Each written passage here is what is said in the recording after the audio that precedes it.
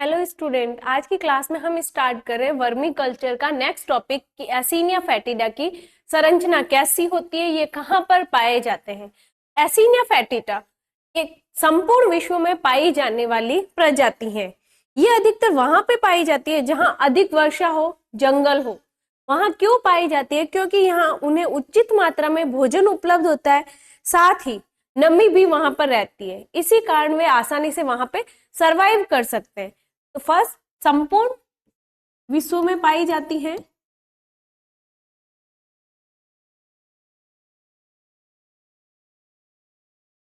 Then संपूर्ण विश्व में कहां कहां पर पाई जाएगी? तो अधिक वर्षा वाला क्षेत्र,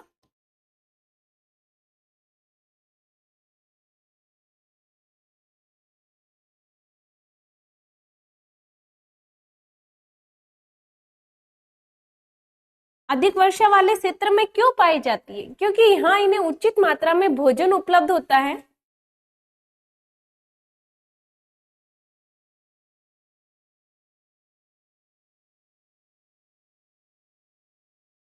भोजन व नमी के कारण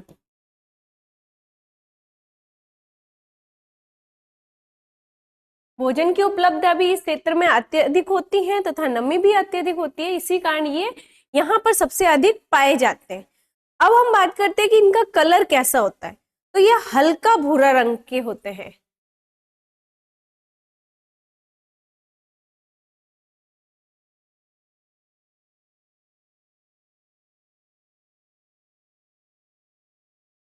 हल्का भूरापन लिए हुए इनके शरीर का कलर होता है तथा इनका जो शरीर होता है वो खंडित होता है, खंडित या सेगमेंटेड।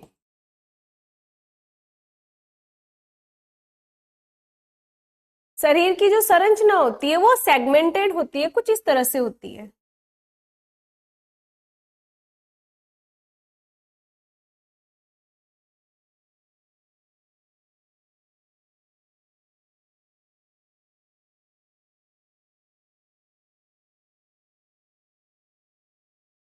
बॉडी सेगमेंटेड होती है तथा इनके जो सिरे होते हैं वो नुकीले होते हैं।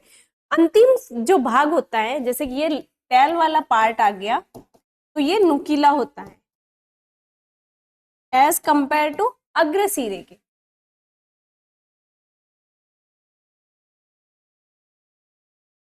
ये वाला जो अग्र सिरा होता है इतना नुकीला नहीं होता जितना कि पश्च सिरा इनका नुकीला होता है, जिसके कारण ये क्या करते हैं, कचरे में आसानी से बिल बना देते हैं। इस नुकीले सिरे के कारण ये आसानी से बिल बना सकते हैं।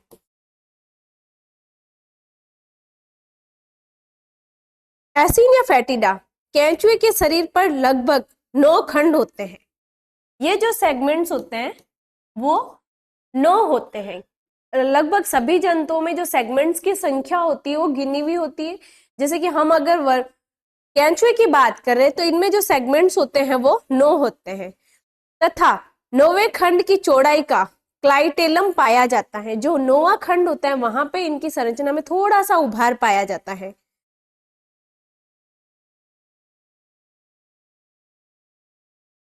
उस उभार को कहते हैं क्लाइटेलम।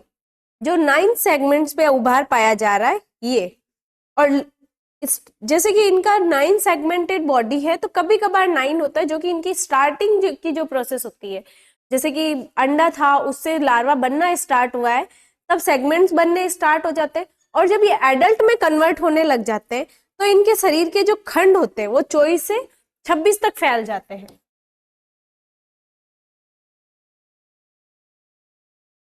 लगभग 24 से 26 खंड तक दिखाई देते हैं। एसिनिया फैटिडा लगभग 10 से 35 डिग्री सेंटीग्रेड तापमान एवं 20 से 65% आर्द्रता की स्थिति में आसानी से रह सकता है। जब इनका टेम्परेचर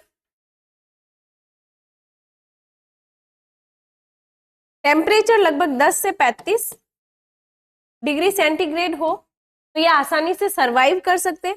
उसी के साथ अगर इनकी आर्द्रता देखें तो लगभग 20 से 65% होनी चाहिए।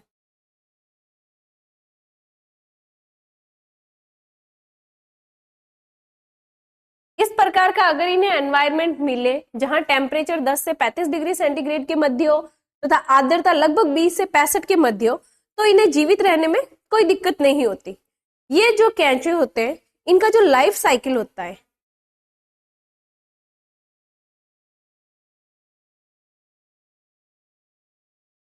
वो लगभग 150 से 180 दिन का होता है। लाइफ साइकिल में हम स्टार्ट करते हैं फर्टिलाइजेशन से लगा के एडल्ट डेवलपमेंट तक की प्रोसेस। तो ये जो पूरी प्रोसेस चलती है वो लगभग 150 से 180 दिन का होता है। कुछ वैज्ञानिकों के अनुसार इनका जीवन चक्र लगभग 240 दिन का बताया गया है। नॉर्मली ये होता है, परंतु कुछ साइंटिस्ट ने बताया कि इनका जो जीवन चक्र होता है वो 240 दिन का होता है, परंतु अभी तक फिक्स नहीं है कि 240 होता है। सभी ने यही माना है कि 150 से 180 दिन का ही होता है। केंचुए जन्म के 40 से 45 दिनों बाद प्रजनन करना प्रारंभ करते हैं। जन्म के जब 40 से 45 दिन हो जाते हैं उसके पश्चात वो प्रजनन करना स्टार्ट करते हैं। ये इनकी जो स्टार्टिंग फेज होती है 40 से 50 दिन की, वो उस फेज में वो खुद को डेवलप करते हैं प्रजनन के लिए। जब ये प्रजनन प्रारंभ करते हैं तो 2 से 3 दिन के बीच एक अंडा देते हैं।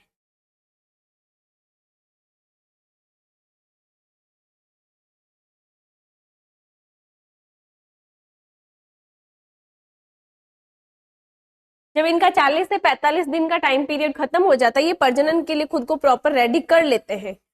तो एक बार में ये एक अंडा देते हैं, जिनके बीच का जो टाइम पीरियड होता है वो 2 से 3 दिन का होता है। ये प्रक्रिया 4 से 6 सप्ताह तक लगातार चलती रहती है।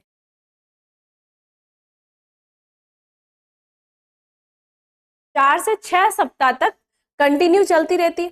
एक केंचुए के अंडे से 3 से 5 छोटे शिशु निकलते हैं। एक अंडे से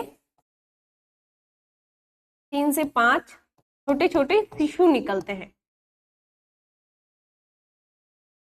लेकिन इनका जन्म दर प्रतिशत बहुत कम होता है। भले ही एक अंडे से 3 से 5 निकले हो, परंतु इनका जो जन्म दर प्रतिशत होता है वो बहुत कम होता है। कभी कभार ऐसा होता है कि एनवायरमेंटल फैक्टर्स या एनवायरमेंटल बैरियर्स की वजह से इनकी डेथ भी हो जाती है। नेक्स्ट स्टार्ट करते हैं हम production of vermi compost. Vermi compost उत्पादन क्या है?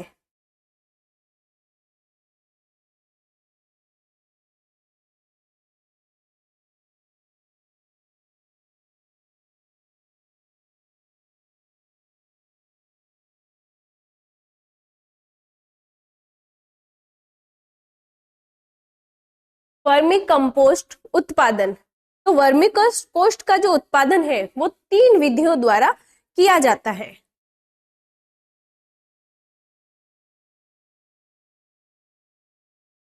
अब ये 3 विधियां कौन कौन सी, किन किन द्वारा वर्मी कंपोस्ट का उत्पादन किया जाता है? तो फर्स्ट आ जाएगी सामान्य विधि।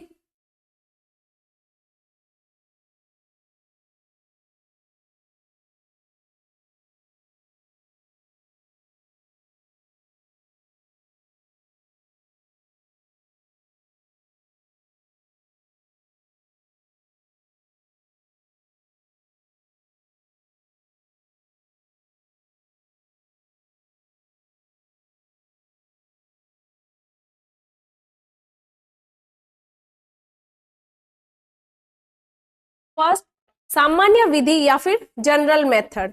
सेकंड आ जाएगा पिट विधि।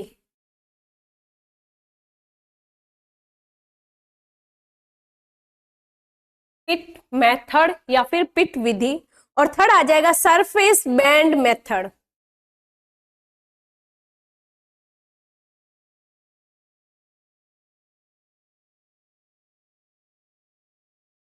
अब ये तीनों विधियां हैं क्या? जनरल विधि, जैसा कि सामान्यतः हर बार लोग यूज करते हैं कि किस प्रकार से हमें वर्मी कंपोस्ट का उत्पादन करना है, नॉर्मली जो लोग यूज करते हैं। पिट मेथड एक आर्टिफिशियल मेथड आ जाएगा, एंड सरफेस बैंड मेथड ये भी आर्टिफिशियल मेथड ही होता है। तो स्टार्टिंग करते हैं हम जनरल मेथड। बहुत छोटे स्तर पर 10 से 15 किलोग्राम प्रति माह वर्मी कंपोस्ट का उत्पादन किया जाता है। सबसे छोटा स्तर होता है सामान्य मेथड है, इसमें कुछ भी आर्टिफिशियल नहीं होता है। तो इसमें जो वर्मी कंपोस्ट का उत्पादन होता है वो प्रति माह 15 से 25 किलोग्राम ही होता है।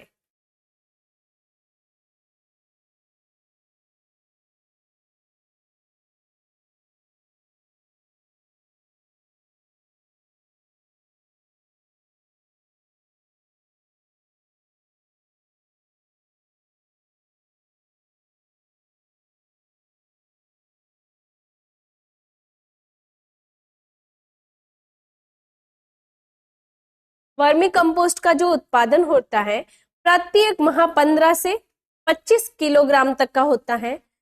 यह जो मेथड है थोड़ी जगह में बहुत सरलता से किया जा सकता है। इसके लिए हमें जो स्पेस चाहिए बहुत कम चाहिए।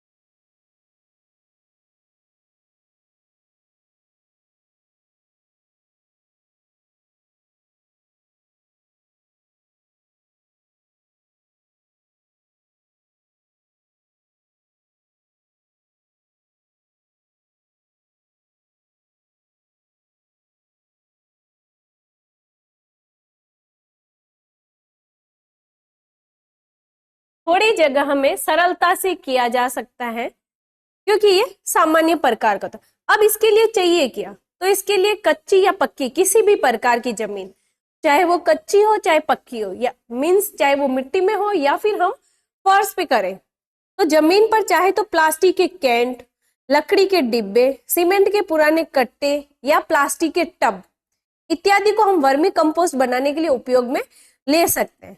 अब इसमें क्या होता है, उपयुक्त पात्र के अलावा क्या क्या चाहिए। पात्र तो जैसे हमने प्लास्टिक का कोई भी टब ले लिया हो, तो उसके अलावा हमें क्या चाहिए, तो बजरी हो गया, सूखा या गीला कचरा, वर्मी कास्टिंग के केंचुए तथा पानी छिड़कने के लिए छोटा सा जारा और ढकने के लिए कपड़ा, जिससे कि बाहर से कुछ भी इसके अंदर ना आए। फिर हम इसमें करते क्या, जैसे कि घरेलू स्तर पर अगर वर्मी कल्चर करना है तो सबसे पहले क्या करते हैं, किसी भी पात्र में नीचे की तरफ बजरी डाल देते हैं। तो कोई भी, जैसे कि हमने पात्र ले लिया, उसके अंदर सबसे पहले हम बजरी को भर लेते हैं, जो इनका सरफेस एरिया होता है उसे कवर कर लेते हैं। इसके हम कैंचो सही डीकंपोज किया हुआ सामान डाल देते हैं।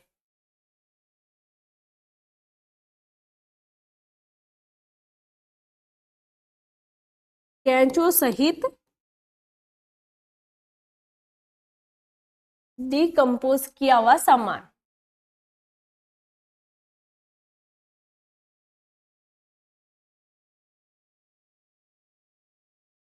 जब हमने पात्र लिया उसके अंदर बजरी भर दी, तो बजरी के जस्ट ऊपर हमने कैंचुए डाले, उसी के साथ डीकंपोज किया हुआ सामान डाल दिया, फिर उसे गीले कचरे से ढक देते हैं।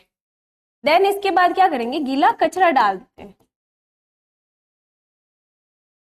गीला कचरा जिसकी वजह से इसके अंदर नमी बनी रहे। जब हम इसे इसके ऊपर गीला कचरा डाल देते हैं तो फिर कपड़े से ढक देते हैं।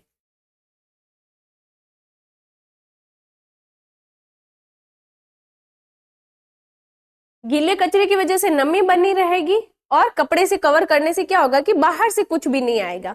इसके पश्चात क्या करते हैं, हम समय समय पे इसके ऊपर पानी का छिड़काव करते रहते हैं।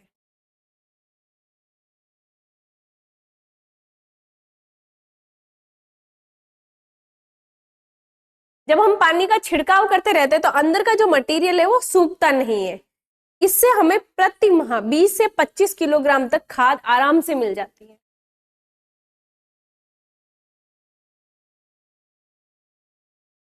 बीस से 25 किलो खाद आसानी से प्राप्त हो जाती है। इनके उत्पादन के लिए लगभग हमें 500 से 1000 कैंचुओं की जरूरत होती है।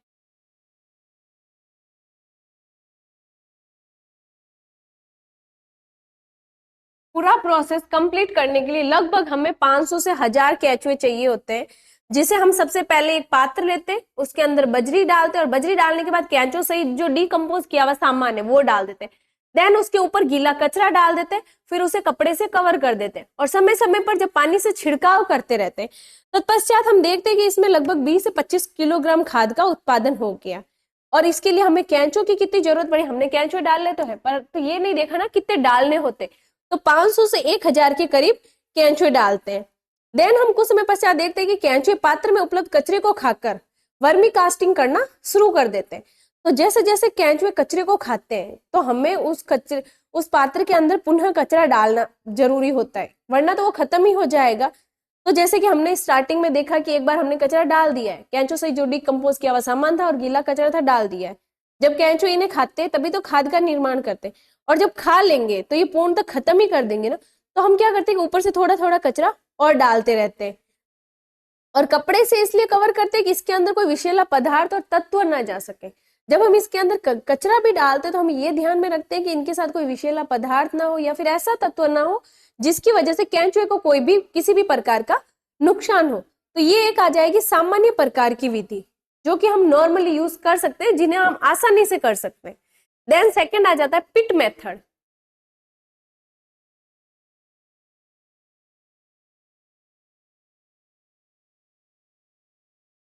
सामान्य विधि के बाद हम पढ़ते हैं पिट मेथड। तो पिट विधि द्वारा खाद बनाने के लिए किसी भी प्रकार के कंटेनर, गड्ढे, लकड़ी की पेटी या फिर प्लास्टिक क्रेट का प्रयोग किया जा सकता है। जैसे कि हमने पहले कोई भी पात्र लिया था उसी प्रकार से इसमें पात्र ले लेते हैं। जरूरी नहीं है कि हम सिर्फ पात्र ही ले, हम गड्ढा भी बना सकते हैं, जमीन के अंदर छोटा सा गड्ढा बना के भी उसमें कर सकते हैं। तो जैसे कि अगर हम गड्ढा बना रहे हैं तो उसकी गहराई लगभग 100 सेंटीमीटर से कम होनी चाहिए। अगर किसी भी प्रकार का गड्ढा बन रहा है तो 100 सेंटीमीटर से कम होना चाहिए, उससे ज्यादा ना होना चाहिए। या फिर अगर हम लकड़ी या प्लास्टिक की पेटी का प्रयोग करते हैं तो पेटी के नीचे 8 से 10 छिद्र किए जाते हैं। वो छिद्र किस लिए करते हैं? जिससे कि अगर हम ऊपर से कोई भी किसी भी प्रकार का पानी डालते हैं तो आसानी से बाहर निकल जाए। फिर हम उसे क्या करते हैं कि कम धूप वाले स्थान पर रख देते हैं। अगर हमने गड्ढा बनाया है तो गड्ढा तैयार होने के पश्चात क्या करते हैं, गड्ढे की निचली सतह पर 3 से 3.5 सेंटीमीटर मोटाई पर पत्थर की गिट्टी बिछाई जाती है। जैसे हमने कोई भी गड्ढा बनाया है, मान लो ये हमने मिट्टी के अंदर किसी भी प्रकार का गड्ढा बनाया है, तो सबसे नीचे हम क्या करेंगे, 3 से 3.5 सेंटीमीटर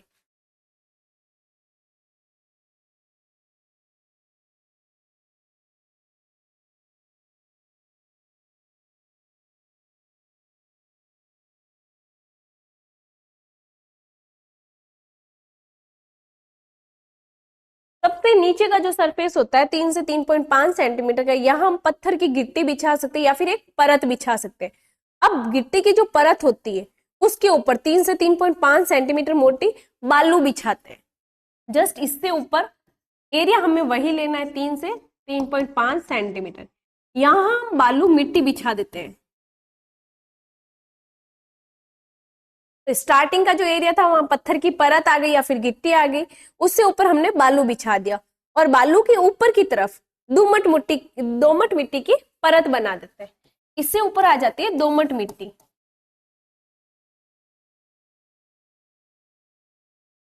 तो सबसे नीचे पत्थर की परत, देन बालू मिट्टी की परत और उससे ऊपर दोमट मिट्टी की परत आ गई। अब इस मिट्टी पर क्या करते हैं, धीरे धीरे हम पानी छिड़कते रहते हैं जिससे कि ये नम बना रहे।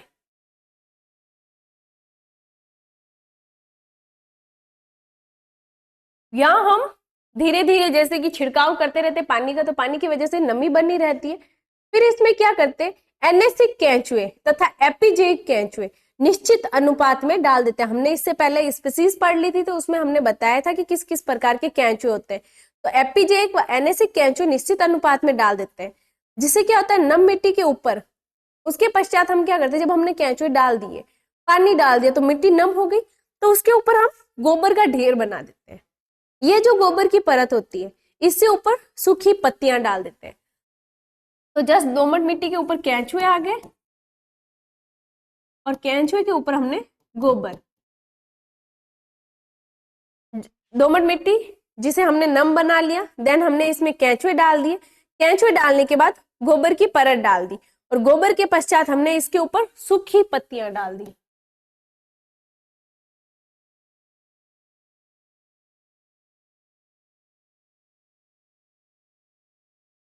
गोबर के जस्ट ऊपर हमने सूखी पत्तियां डाल दी, जिससे क्या होगा, अब जो हमने ये सूखी पत्तियां डाली है, गोबर डाला है, इसके ऊपर हम कंटिन्यू पानी का छिड़काव करते रहते हैं लगभग 20 से 25 दिन तक।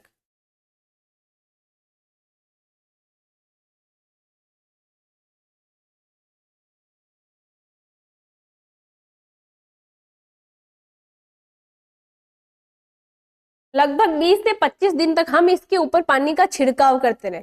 25 दिन के पश्चात या फिर सप्ताह 2 सप्ताह के पश्चात हम देखते हैं कि सप्ताह 2 सप्ताह पश्चात या फिर 25 दिन पश्चात हम क्या करते हैं कि इसके ऊपर कचरे की एक और परत बनाते हैं तथा गोबर का ढेर बनाकर फिर से रख देते हैं।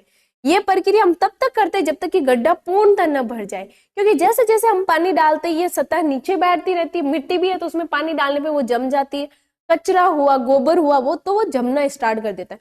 तो ये हम प्रक्रिया बार बार करते हैं जब तक कि वो गड्ढा पूर्णतः न भर जाए।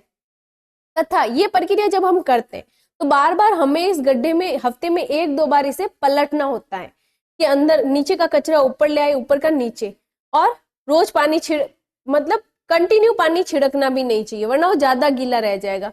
थोड़े थोड़े समय अंतराल के पश्चात जब हम पानी छिड़कते तो सिर्फ इसमें नमी बनी रहती है।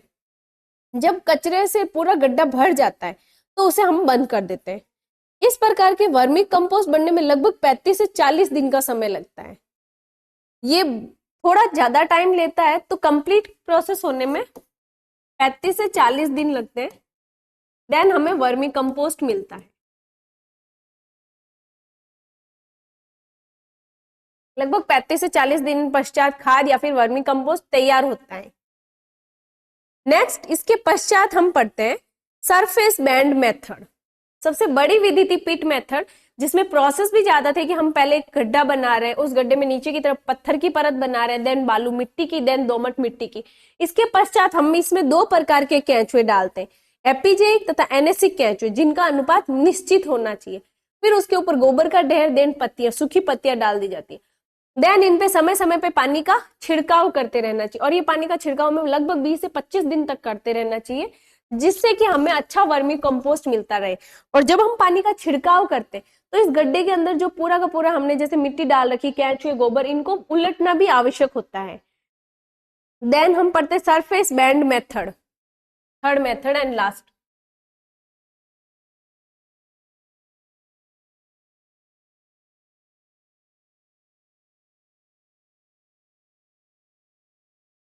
सरफेस बैंड मेथड, ये जो मेथड होता है जमीन के नीचे गड्ढा ना खोदकर जमीन की सतह पर संग्रहित कर वर्मी कंपोस्ट खाद का निर्माण करने के लिए होता है। जैसे कि हमने पहले पिट मेथड में देखा था कि हम जमीन के अंदर खड्डा कर रहे हैं, इसमें जमीन के अंदर खड्डा नहीं करते, सिर्फ ऊपर ही सरफेस के ऊपर ही ढेर लगाया जाता है। इसके लिए जमीन के ऊपर क्या करते हैं, अर्ध गोलाकार आकृति की बैंड बनाते हैं। इसमें उचित नमी, तापमान एवं वायु प्रवाह की व्यवस्था होती है। जमीन के ऊपर पहले हमने एक अर्धवर्ताकार आकृति की बैंड बनाई, जिसमें हम ये देखते हैं कि हमें प्रॉपर नमी मिल रही हो, टेम्परेचर मिल रहा हो तथा वायु का प्रवाह भी व्यवस्थित ढंग से हो। इस प्रकार जो निर्माणित बैंड होता है उसे सूखे कचरे या वानस्पतिक अवशेषों से ढक दिया जाता है। तो इसकी जो परतें होती है वो सेम पिट विधि के अनुसार ही होती है, तथा वर्मी कंपोस्ट जो बनने का समय होता है वो भी पिट मेथड के समान ही होता है। जैसे हमने पिट मेथड में पढ़ लिया था, पहले पत्थर की परत बनाई हमने, देन बालू मिट्टी, देन दोमट मिट्टी, उसके बाद केंचुए डाले, फिर हमने गोबर, और उसके पश्चात हमने सूखे कचरे का ढेर लगाया। तो सरफेस बैंड मेथड में भी यही होता है, सिर्फ जैसे कि हमने पिट मेथड में देखा कि खड्डे में बनाया जाता है, इसमें सरफेस पर बनाया जाता है, इसमें किसी भी प्रकार के खड्डे की आवश्यकता नहीं होती है। जब सरफेस पे बनाते हैं तो एक अर्धचंद्राकार बैंड की आकृति बनाते हैं, देन हम उसमें देख लेते हैं कि इसमें प्रॉपर नमी हो, टेम्परेचर हो और वायु का प्रवाह हो। इनमें जो खाद का निर्माण या फिर वर्मी कंपोस्ट का जो निर्माण होता है उसमें भी वही 35 से 40 दिन का समय लगता है जितना कि पिट मेथड में लगा था। प्रोसेस पूरा का पूरा सेम होता है, फर्क इतना रहता है कि पिट मेथड गड्ढे में बनाया जाता है और सरफेस बैंड मेथड, वर्ड से पता चल रहा है सरफेस मतलब धरातल पर बनाया जाता है। तो यहाँ पे तुम्हारे वर्मी कल्चर का टॉपिक कंप्लीट होता है। स्टार्टिंग में हमने ये देखा था कि वर्मी कल्चर होता क्या है, तो केंचुए के संवर्धन को ही वर्मी कल्चर कहते हैं। देन इसके बाद वर्मी कंपोस्टिंग किसे कहते हैं, तो केंचुओं द्वारा कार्बनिक पदार्थों के प्रयोग से जो कंपोस्ट का निर्माण किया जाता है या फिर जिस खाद का निर्माण किया जाता है उसे वर्मी कंपोस्टिंग कहा जाता है। किस प्रकार की खाद होती है, तो ये एक प्रकार की जैविक खाद होती है। देन हमने केंचुए की श्रेणियां पढ़ ली थी, जिसमें एपिजेइक, एंडोजेइक तथा एनेसिक 3 प्रकार के केंचुए हमने देखे थे। इसके पश्चात भारत में इसकी कौन कौन सी जातियां पाई जाती है, तो हमने 6 फैमिली की बात की थी जिसमें अलग अलग इनकी स्पीसीज पाई जाती है। देन इसेनिया फैटिडा की संरचना किस प्रकार की होती है, कलर किस प्रकार का होता है, पाए कहाँ कहाँ पे जाते हैं। तो आज की क्लास में जैसा कि हमने पढ़ा कि संपूर्ण विश्व में पाई जाती है और अधिकतर वर्षा वाले क्षेत्र व जंगली क्षेत्रों में पाई जाती है, क्योंकि यहाँ इन्हें नेचुरल फूड आसानी से उपलब्ध हो जाता है और नमी भी प्रॉपर मात्रा में इन्हें मिल रही होती है। देन इनके जो शरीर का कलर होता है हल्का भूरापन लिए हुए होता है, बॉडी सेगमेंटेड होती है। लास्ट या फिर अंतिम जो इनका खंड होता है वो थोड़ा नुकीला होता है जिससे कि आसानी से बिल बना सके। देन इसके पश्चात हम पढ़ते कि वर्मी कंपोस्ट उत्पादन। तो इनके उत्पादन 3 विधियों द्वारा संपन्न होता है। फर्स्ट सामान्य विधि, सेकंड पिट मेथड और थर्ड आ जाएगा सरफेस बैंड मेथड। यहाँ पे वर्मी कंपोस्ट कंप्लीट ये टॉपिक है।